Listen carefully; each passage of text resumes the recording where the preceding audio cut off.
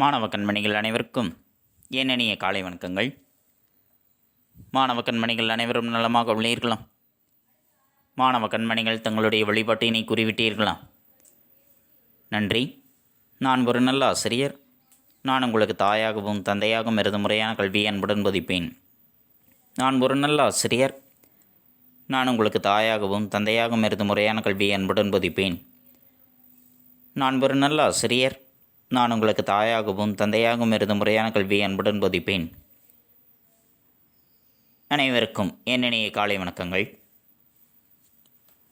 மாணவ கண்மணிகளை, நாம் நேற்று பார்த்த பாடப்பகுதியானது வல்லினம் மிகா இடங்கள். வல்லினம் எந்தெந்த இடங்களில் மிகாது என்பதை பற்றி நாம் அறிந்து கொண்டோம். நாம் பேசும்போதும் எழுதும்போதும் பொருள்மயக்கம் தராத வகையில் மொழியை பயன்படுத்துவதற்கு வல்லினமிகா இடங்களை அறிவது இன்றியமையாததாக இருக்கின்றது. தற்கால உரைநடையில் வல்லினமிகா இடங்களாக இருப்பவை அது, இது என்ற சுட்டுப்பெயர்களின் பின் வல்லினம் மிகாது, எது, எவை என்ற வினாப்பெயர்களின் பின்னும் வல்லினம் மிகாது, எழுமை தொடரிலும் வல்லினம் மிகாது, மூன்றாம் ஆறாம் வேற்றுமை விரிகளில் வல்லினம் மிகாது, விழித்தொடர்களில் வல்லினம் மிகாது, பெயரெச்சத்தில் வல்லினம் மிகாது, இரண்டாம் வேற்றுமை தொகையில் வல்லினம் மிகாது, படி என்று முடியக்கூடிய வினையெச்சத்தில் வல்லினம் மிகாது, வியங்கோள் வினைமுற்று தொடரிலும் வல்லினம் மிகாது, வினைத்தொகையிலும் வல்லினம் மிகாது வரும். அதேபோன்று 8, 10 தவிர பிற எண்ணுப்பெயர்களுள் வல்லினம் மிகாது. உம்மை தொகையிலும் வல்லினம் மிகாது. அன்று, இன்று, என்று, ஆவது, அடா, அடி போன்ற என்ற சொற்களின் பின்னும் வல்லினம் மிகாது. அவ்வளவு, இவ்வளவு, எவ்வளவு, அத்தனை, இத்தனை, எத்தனை, அவ்வாறு, இவ்வாறு, எவ்வாறு, அத்தகைய, இத்தகைய, எத்தகைய, அப்போதைய, இப்போதைய, எப்போதைய, அப்படிப்பட்ட, இப்படிப்பட்ட, எப்படிப்பட்ட, நேற்றைய, இன்றைய, நாளைய ஆகிய சொற்களின் பின்னும் வல்லினம் மிகாது. 3, 5, 6ஆம் வேற்றுமை தொடர்களிலும் வல்லினம் மிகாது. 2ஆம், 3ஆம், 4ஆம், 5ஆம் வேற்றுமை தொகைகளில் வல்லினம் மிகாது. நிலைமொழி உயர்திணையாய் அமையும் தொடரிலும் வல்லினம் மிகாது. சால, தவ, தட, குல என்ற உரிச்சொற்களை தவிர ஏனைய உரிச்சொற்களின் பின்னும் வல்லினம் மிகாது. அடுக்கு தொடர், இரட்டை கிளவி ஆகியவற்றில் வல்லினம் மிகாது. கள் என்னும் அஃறிணை பன்மை விகுதி சேரும்போது வல்லினம் மிகாது. ஐகார வரிசை உயிர்மை ஓரெழுத்து சொற்களாய் வர அவற்றோடு கல் விகுதியானது சேரும் பொழுதும் வல்லினம் மிகாது. இவை அனைத்துமே வல்லினம் மிகா இடங்கள். இவற்றை பற்றி நாம் நேற்றைய பாடப்பகுதியில் கண்டறிந்தோம். மாணவ கண்மணிகளுக்கு நன்கு புரிந்திருக்கும் என எண்ணுகின்றேன். இன்று நாம் காண்பது அதனுடைய மொழிப்பயிற்சிகள், இலக்கண பயிற்சிகளை பற்றி நாம் காண இருக்கின்றோம். கற்பவை கற்றபின், மதிப்பீடு பகுதி, மொழிபெயர்க்க, பத்தியில் இடம்பெற்று இருக்கக்கூடிய பிறமொழி சொற்களுக்கு நிகரான தமிழ் சொற்களை கண்டறிந்து எழுதுக போன்ற பயிற்சிகளை பற்றி இன்றைய பாடப்பகுதியில் நாம் காண இருக்கின்றோம். மாணவ கண்மணிகள், எழுதுவதற்கு எழுதுகோலையும் ஒரு தாளினையும் எடுத்துக்கொள்ளுங்கள். நம்முடைய புத்தகத்தில் இடம் இருந்தால் புத்தகத்தில் எழுதி கொள்ளலாம்.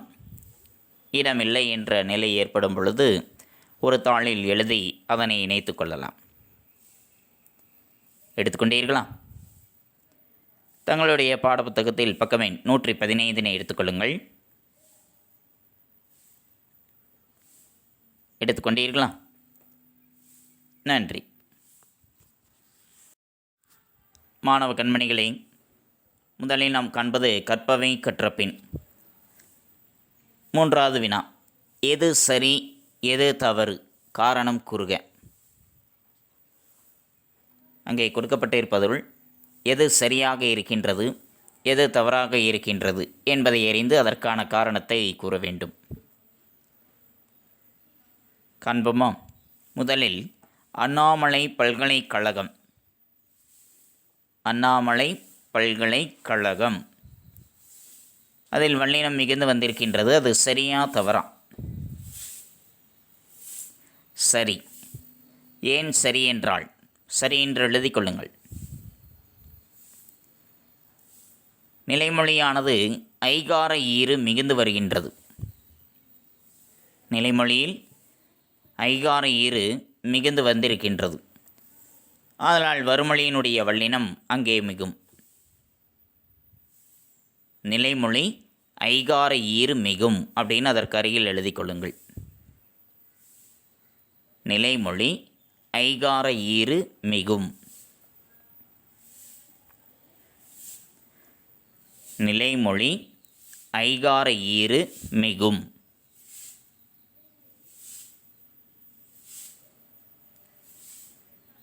வறுமொழி வல்லினம் மிகும். வறுமொழி வல்லினம் மிகும்.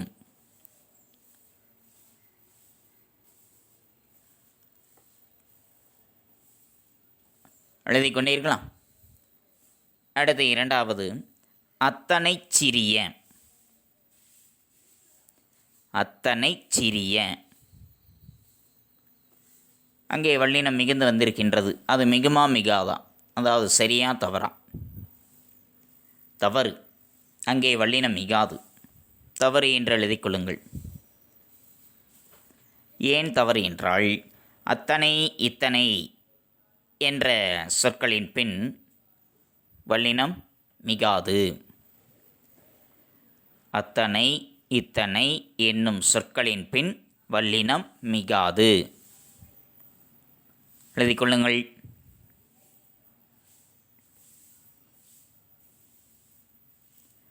அத்தனை இத்தனை என்னும் சொற்களின் பின் வல்லினம் மிகாது.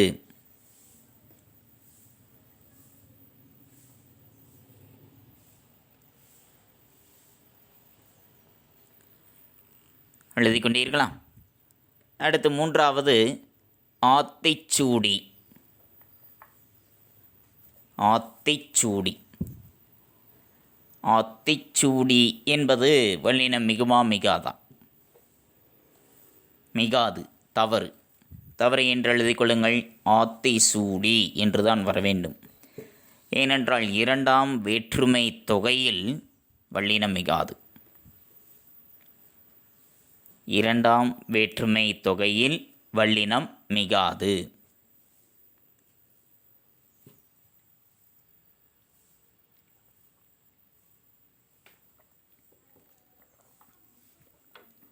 இரண்டாம் வேற்றுமை தொகையில் வல்லினம் மிகாது.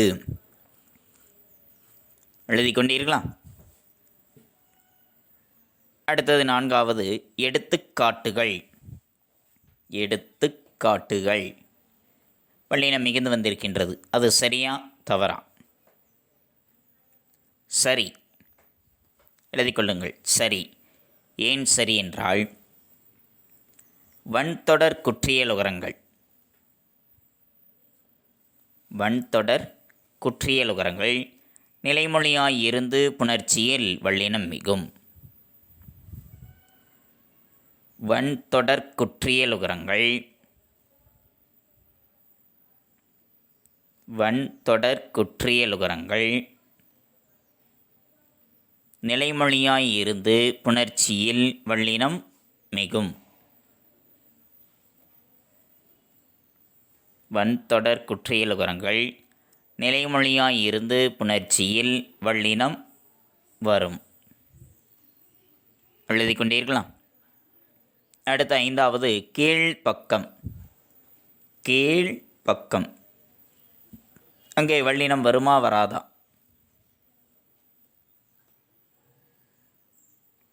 வராது. அப்போ தவறு. ஏன் வராது என்றால் திசை பெயர்களின் பின் வல்லினம் மிகும். திசை பெயராக இருக்கின்றதென்றால் அங்கே என்ன வரும்? வல்லினம் மிகும். ஆனால் அங்கே கொடுக்கவில்லை. கீழ்ப்பக்கம் என்று வர வேண்டும். ஆனால் கீழ்ப்பக்கம் என்று தான் வருகின்றது. அப்போ அது தவறு. திசை பெயர்களின் பின் வல்லினம் மிகும். எழுதி கொள்ளுங்கள்.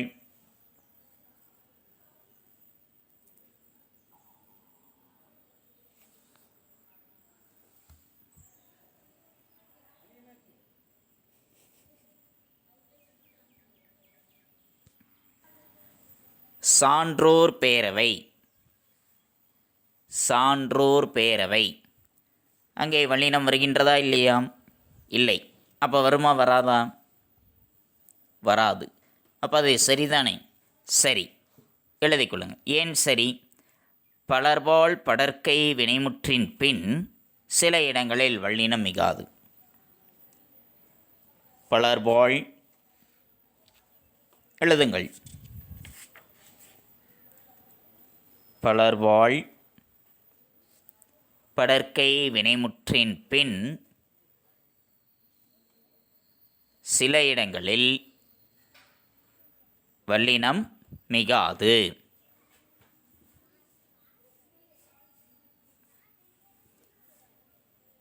எழுதிக் கொண்டீர்களா? அடுத்து சென்னை பல்கலைக்கழகம்.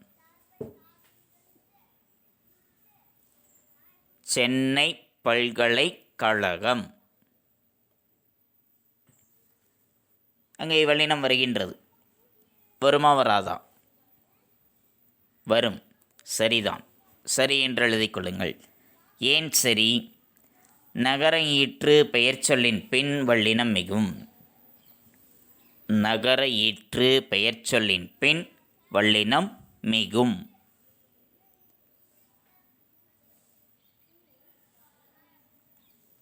எழுதிக் கொண்டீர்களா? அடுத்தது தயிர்ச்சோறு. தயிர்ச்சோறு. இது சரியா தவறா? வல்லினம் வருகின்றது. வருமா வராதா? வரும். அப்போ சரி. இரண்டாம் வேற்றுமை உருபும் பயனும் உடன் தொக்க தொகையில் வல்லினம் மிகும். இரண்டாம் வேற்றுமை உருபும் பயனும் உடன் தொக்க தொகையில் வல்லினம் மிகும்.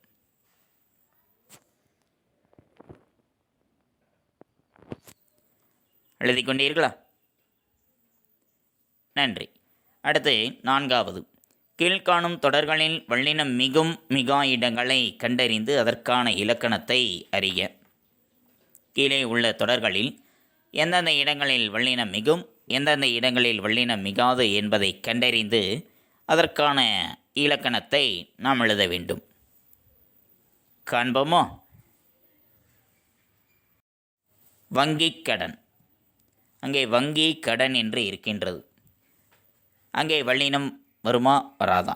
வங்கி கடன். வங்கி கடன் வரும். எழுதிக் கொள்ளுங்கள். வங்கி கடன் இக்கு வரும். ஏன் வரும் என்றால் இகர ஈற்று வரும்போது ஒற்று மிகும். எழுதுங்கள். இகர ஈற்று வரும்போது ஒற்று மிகும். இகர ஈற்று வரும்போது ஒற்று மிகும்.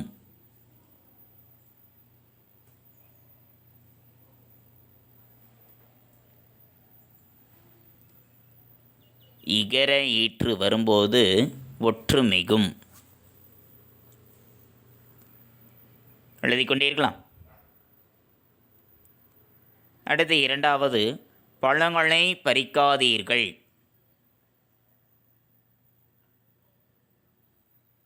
பழங்களை பறிக்காதீர்கள். அங்கே வல்லினம் மிகுமா மிகாதா? வல்லினம் மிகும். ஏன் மிகும்? பழங்களை இரண்டாம் வேற்றுமை உருபு. இப்போ இரண்டாம் வேற்றுமை உருவானது வெளிப்படையாக வருகின்றது. இரண்டாம் வேற்றுமை உருபு வெளிப்படையாக வரும்பொழுது அங்கே வல்லினம் மிகும். அப்போ எழுதுங்கள். இரண்டாம் வேற்றுமை விரியில் வல்லினம் மிகும்.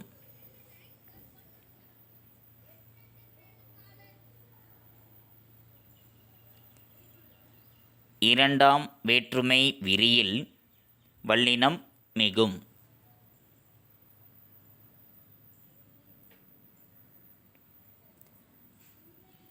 இரண்டாம் வேற்றுமை விரியில் வல்லினம் மிகும்.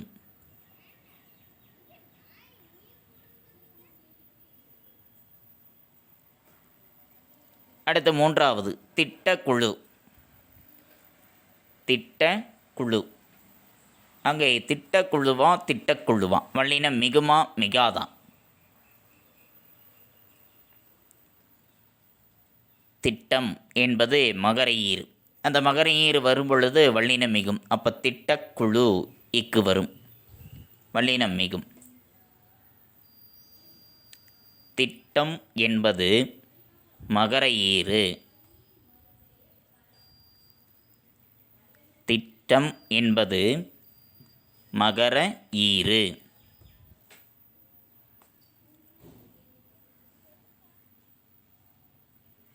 வரும்போது வல்லினம் மிகும்.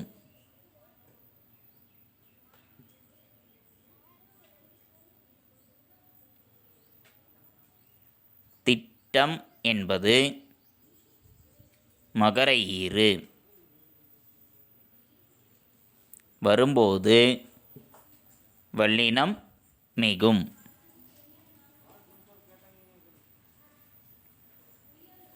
திட்டம் என்பது மகரஈறு.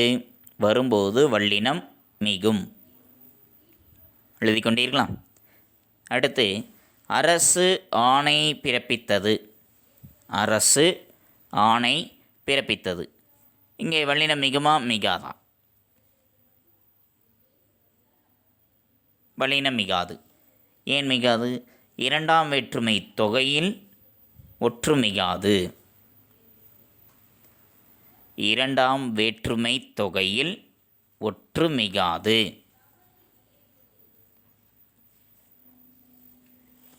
இரண்டாம் வேற்றுமை தொகையில்.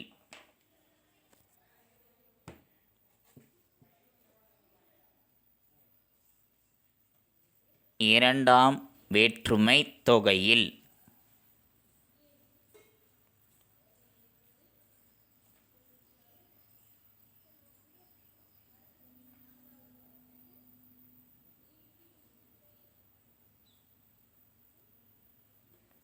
இரண்டாம் வேற்றுமை தொகையில் ஒற்று மிகாது.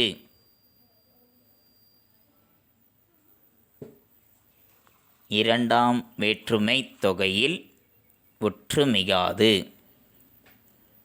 எழுதி கொண்டீர்களா? அடுத்து மருந்து கடை. மருந்து கடை, மருந்து கடை. அங்கே ஒற்று மிகுமா மிகாதா? மருந்து கடை ஒற்று மிகும்.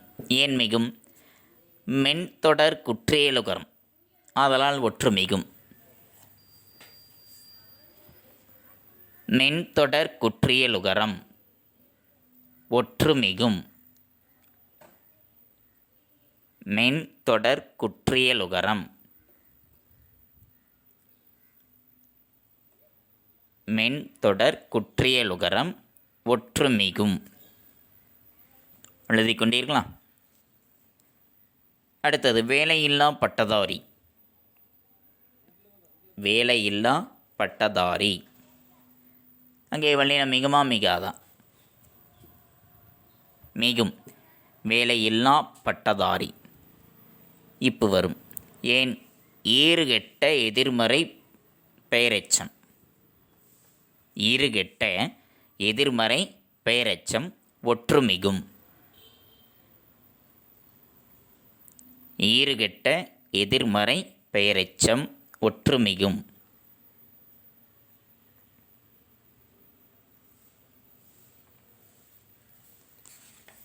எழுதி கொண்டீர்களா? அடுத்து சிறப்பு பரிசு. சிறப்பு பரிசு. அங்கே வல்லினம் மிகுமா மிகாதா? மிகும். ஏன் மிகும்? உகர ஈற்று புணர்ச்சி வல்லினம் மிகும். உகர ஈற்று புணர்ச்சி வல்லினம் மிகும். எழுதுங்கள். உகர ஈற்று புணர்ச்சி வல்லினம் மிகும்.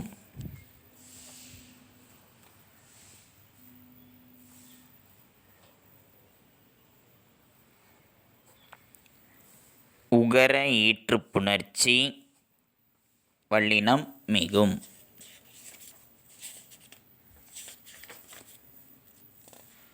எழுதி கொண்டீர்களா? நன்றி. மாணவ கண்மணிகளை, அடுத்து நாம் காண்பது மதிப்பீடு பகுதி. பக்கம் எண் 116 எடுத்துக்கொள்ளுங்கள். பழவுள் தெரிக. 1. கீழ்காணும் மூன்று தொடர்களுள் இருந்த இடத்திலிருந்தே பயணச்சீட்டு எடுப்பதை எளிதாக்கிய மிகப்பெரிய இந்திய நிறுவனம் இந்திய தொடர்வண்டி உணவு வழங்கல் மற்றும் சுற்றுலா கழகம் ஆகும். 2. வங்கி அட்டை இல்லை என்றால் அலைபேசி எண், வங்கி கணக்கு எண் ஆகியவற்றை கொண்டு பணம் செலுத்துதல் இயலாது. 3. திறன் அட்டைகள் என்பவை குடும்ப அட்டைகளுக்கு மாற்றாக வழங்கப்பட்டனவாகும். இதில் எது சரி? இருந்த இடத்திலிருந்தே பயணச்சீட்டு எடுப்பதை எளிதாக்கிய மிகப்பெரிய இந்திய நிறுவனம் இந்திய தொடர்வண்டி உணவு வழங்கல் மற்றும் சுற்றுலா கழகம். அது சரியா தவறா? சரிதான். அதேபோல் வங்கி அட்டை இல்லாமல் அலைபேசி எண், வங்கி கணக்கு எண் ஆகியவற்றை கொண்டு பணம் செலுத்த முடியாது. வங்கி அட்டை இல்லாமல் அலைபேசி எண், வங்கி கணக்கு எண் இவற்றை பயன்படுத்தி நம்மால் பணம் செலுத்த முடியாதான்? பணம் செலுத்த முடியும். அந்த முறையும் இருக்கின்றது. அப்போ அது தவறு. திறன் அட்டைகள் என்பவை குடும்ப அட்டைகளுக்கு மாற்றாக வழங்கப்பட்டனவாகும். திறன் அட்டை என்பது குடும்ப அட்டைகளுக்கு மாற்றாக வழங்கப்பட்டது தான். அப்போ அது சரிதான். அப்போது அ இ சரி, ஆ தவறு. 2வது அ இ ஆகியன சரி, ஆ தவறு. குறித்து கொண்டீர்களா? அடுத்து 2வது தமிழ்நாடு அரசு கிராமப்புற மாணவர்களுக்கு நடத்தும் திறனாய்வு தேர்வு எது? தமிழ்நாடு அரசு கிராமப்புற மாணவர்களுக்காக நடத்தக்கூடிய திறனாய்வு தேர்வு. என்ன திறனாய்வு தேர்வினை கிராமப்புற மாணவர்களுக்காக தமிழ்நாடு அரசு நடத்துகின்றது? தேசிய திறனறி தேர்வு, ஊரக திறனறி தேர்வு, தேசிய திறனறி மற்றும் கல்வி உதவித்தொகை தேர்வு. இந்த தேர்வில் அல்லது மூன்றும் சரி. எது?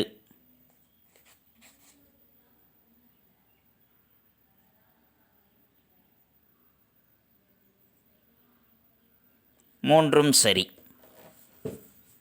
3 தேர்வையும் நடத்துகின்றார்கள். ஒன்றறிவதுவே உற்றறிவதுவே இரண்டறிவதுவே அதனோடு நாவே. இவ்வடிகளில் அதனோடு என்பது எதனை குறிக்கின்றது? நுகர்தல், தொடு உணர்வு, கேட்டல், காணல். எதனை குறிக்கின்றது? தொடு உணர்வு. சரியான பதில். அடுத்து 4. பின்வரும் தொடர்களை படித்து நான் யார் என்று கண்டுபிடிக்க. அறிவியல் வாகனத்தில் நிறுத்தப்படுவேன், எல்லா கோளிலும் ஏற்றப்படுவேன், இளையவர் கூட்டம் என்னை ஏந்தி நடப்பர். இணையம், தமிழ், கணினி, ஏவுகணை. இதில் எது? Tamil.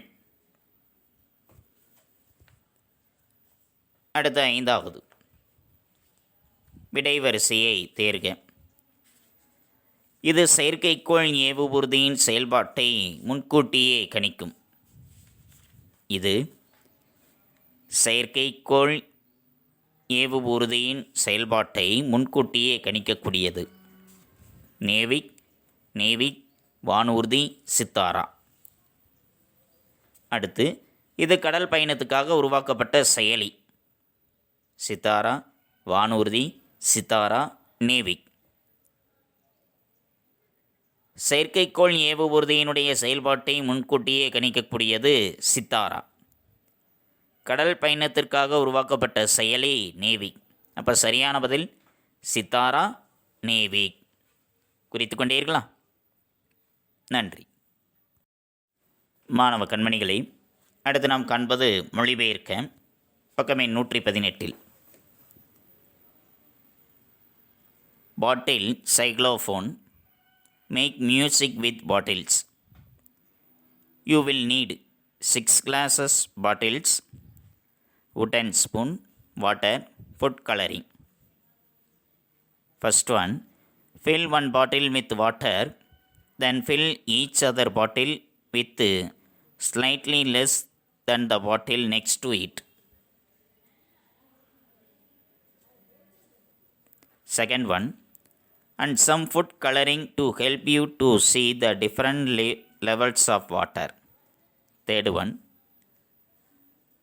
tap the bottles with the end of a wooden spoon. Can you play a tune? இதனை மொழிபெயர்க்க வேண்டும். இது ஆங்கிலத்தில் கொடுக்கப்பட்டிருக்கின்றது.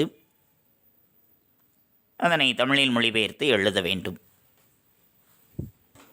இதனை ஒரு தாளில் எழுதி இணைத்துக் கொள்ளுங்கள். முதலில் பாட்டில் சைக்ளோஃபோன், புட்டி அதிர்விசைக்கருவி. எழுதுங்கள். புட்டி அதிர்விசைக்கருவி.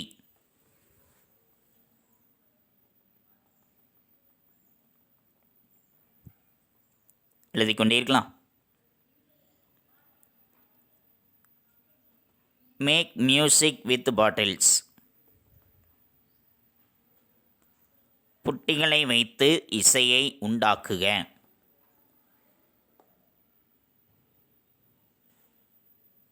புட்டிகளை வைத்து இசையை உண்டாக்குக.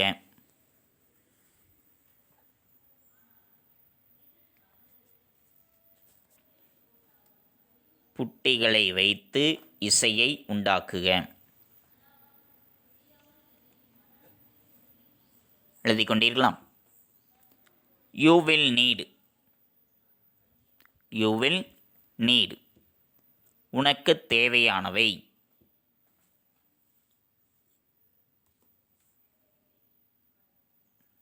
உனக்கு தேவையானவை.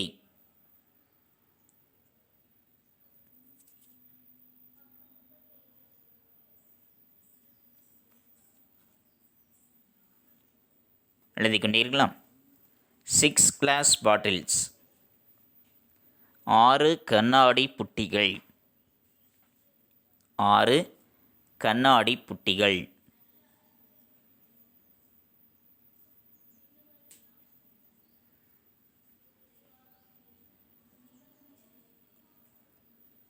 wooden spoon, மரக்கரண்டி.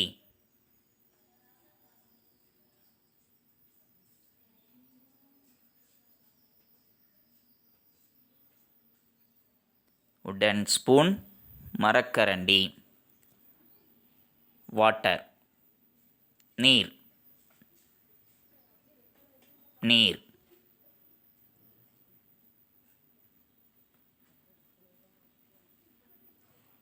ஃபுட் கலரிங், உணவுச் சாயம். ஃபுட் கலரிங், உணவுச் சாயம்.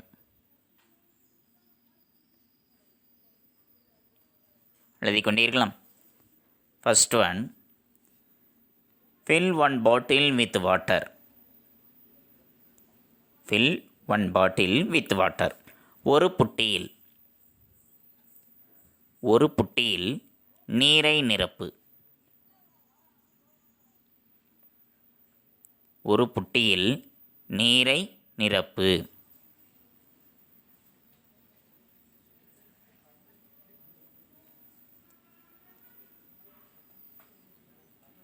Then fill each other bottle with slightly less than the bottle next to it. அடுத்தடுத்த புட்டிகளில்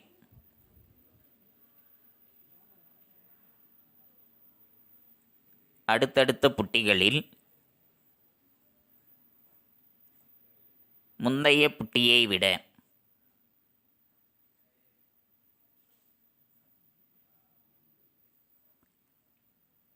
அடுத்தடுத்த புட்டிகளில் முந்தைய புட்டியை விட ஒவ்வொன்றிலும் நீரை குறைவாக நிரப்புக.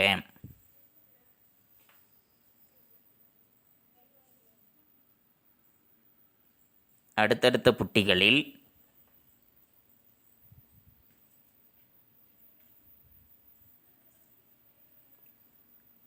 முந்தைய புட்டியை விட ஒவ்வொன்றிலும் நீரை குறைவாக நிரப்புக.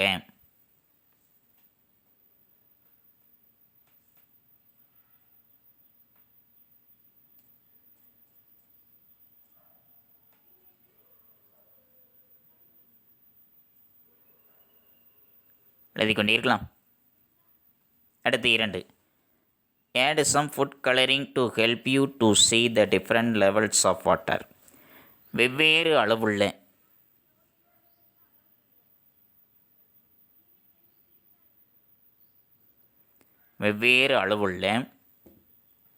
நீரின் மட்டம் அறிய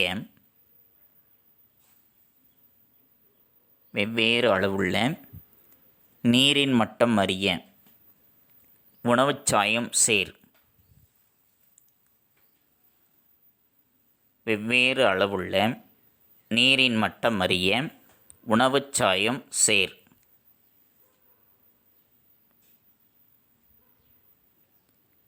3. Tap the bottles with the end of a wooden spoon. Can you play a tune? மரக்கரண்டியின் நுனியை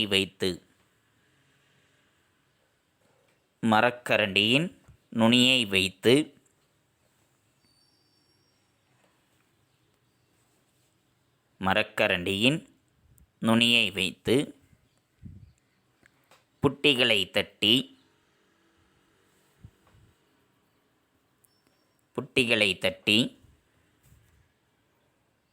பண்ணோடு இசைப்பாயாம். எழுதி கொண்டிருக்கலாம். நன்றி. மாணவ கண்மணிகளே, அடுத்து நாம் காண்பது பின்வரும் பத்தியில் இடம்பெற்றுள்ள பிறமொழி சொற்களுக்கு நிகரான தமிழ் சொற்களை எழுதுக. இங்கே ஒரு உரைப்பத்தி இருக்கின்றது. அந்த உரைப்பத்தியில் இடம்பெற்றிருக்கக்கூடிய பிறமொழி சொற்களை நீக்கி அவற்றிற்கு நிகரான தமிழ் சொற்களை பயன்படுத்தி எழுத வேண்டும். உரைப்பத்தியை காண்போம். நாக்குதான் ஐம்புலன்களிலேயே ரொம்ப வீக்கு.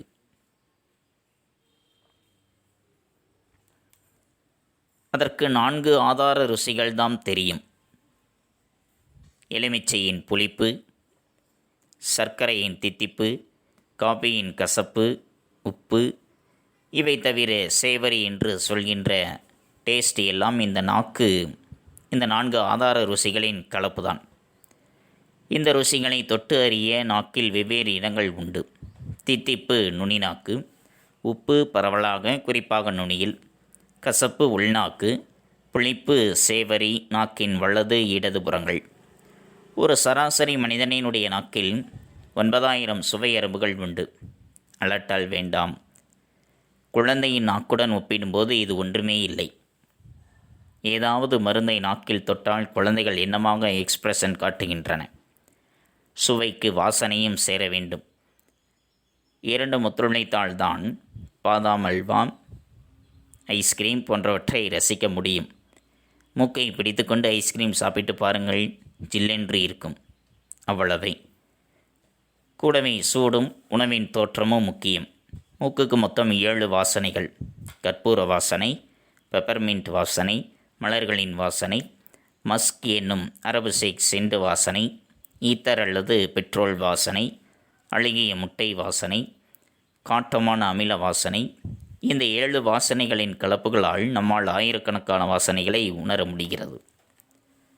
இப்போ இந்த உரைப்பத்தியில் இருக்கக்கூடிய பிறமொழி சொற்களுக்கு நிகரான தமிழ் சொற்களை நாம் எழுத வேண்டும். நாக்குதான் ஐம்புலன்களிலேயே ரொம்ப வீக்கு. வீக்கு என்பதற்கு பலவீனம் எழுதுங்கள்.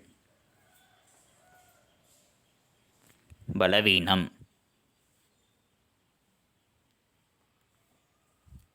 அதற்கு 4 ஆதார ருசிகள். ஆதார என்பது அடிப்படையான அதற்கு மேலே எழுதி கொள்ளலாம். அடிப்படையான ருசிகள், சுவைகள். அதற்கு 4 அடிப்படையான சுவைகள்தான் தெரியும்.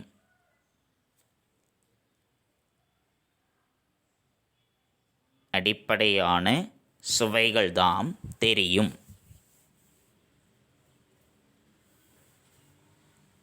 எலுமிச்சையின் புளிப்பு, சர்க்கரையின் தித்திப்பு, காபியின் கசப்பு. காபி குழம்பி நீர்.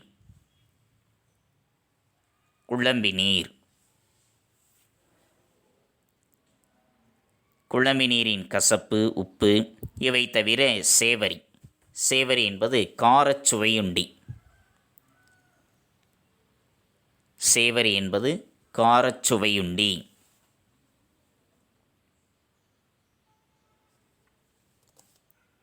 என்று சொல்கிற டேஸ்ட்.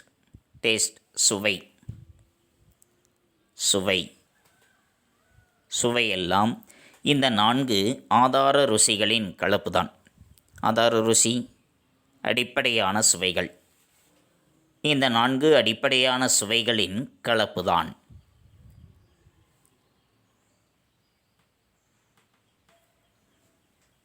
இந்த ருசிகளை, இந்த சுவைகளை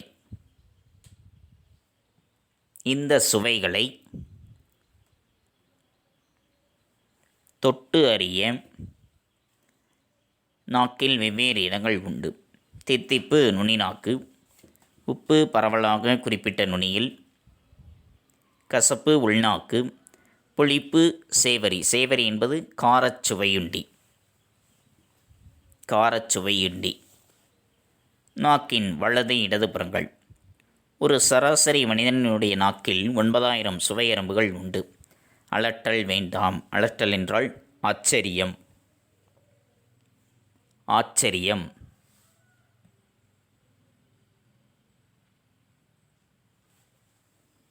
ஆச்சரியம் வேண்டாம். குழந்தையின் நாக்குடன் ஒப்பிடும்போது இது ஒன்றுமே இல்லை. ஏதாவது மருந்தை நாக்கில் தொட்டால் குழந்தைகள் என்னமாக எக்ஸ்பிரஷன். எக்ஸ்பிரஷன் வெளிப்பாடு. வெளிப்பாடு.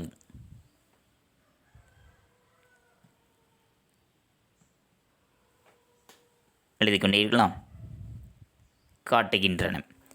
சுவைக்கு வாசனையும். வாசனை மனம். மனம். சுவைக்கு மனமும் சேர வேண்டும். இரண்டும் ஒத்துழைத்தால்தான் பாதாம் அல்வா. பாதாம். வாதுமை பருப்பு. வாதுமை பருப்பு.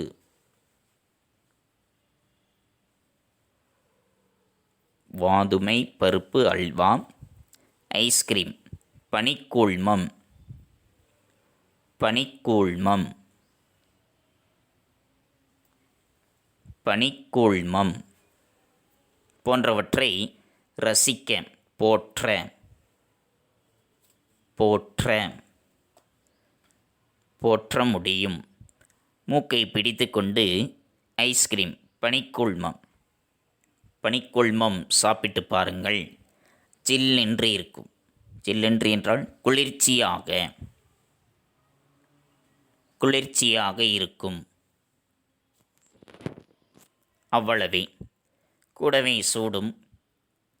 உணவின் தோற்றமும் முக்கியம். மூக்குக்கு மொத்தம் 7 வாசனைகள்.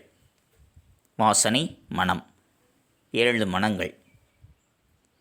கற்பூர வாசனை. கற்பூர மனம். கற்பூர மனம். பெப்பர்மின்ட் வாசனை. பெப்பர்மின்ட் மிளகு கீரை. மிளகு கீரை.